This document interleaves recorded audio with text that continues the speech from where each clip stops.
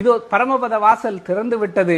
இதோ பெருமாள் நமக்காக அந்த வாசல் வழியாக வருகிறார். இதோ அந்த வாகனம் வரக்கூடிய சேவார்த்திகளை எல்லாம் நாம பார்க்கிறோம். பெருமாள் வருவதை அவர்கள் முழங்கிக் கொண்டே வருகிறார்கள். வாத்தியங்கள் வைத்து முழங்கிக் கொண்டே வருகிறார்கள். ஜி.எஸ். சுவாமிகள் வருகிறார். பின்னாடியே அர்ச்சகர்கள் எல்லோரும் வருகிறார்கள். அவர்களுக்கு பின்னாக பெருமாள் உற்சாகமாக வந்து கொண்டிருக்கிறார். பெருமாளை நாம இவ்வளவு நேரம் மெதுவாக ஆடி அசைந்து வந்ததை பார்த்தோம். இப்போ அவர் பரமபத வாசலை கடக்கிற வேகத்தை நாம பார்க்க போறோம்.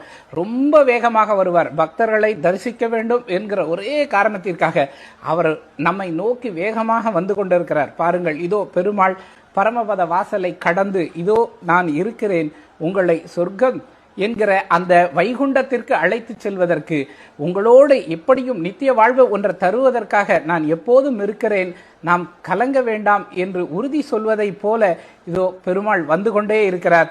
பெருமாளை தரிசிக்கிறோம். இந்த அற்புதமான பரமபத வாசல் திறப்பை நாம இப்போ தரிசனம் செய்தோம். நம்ம வீட்டிலிருந்தே இந்த அற்புதமான தரிசனத்தை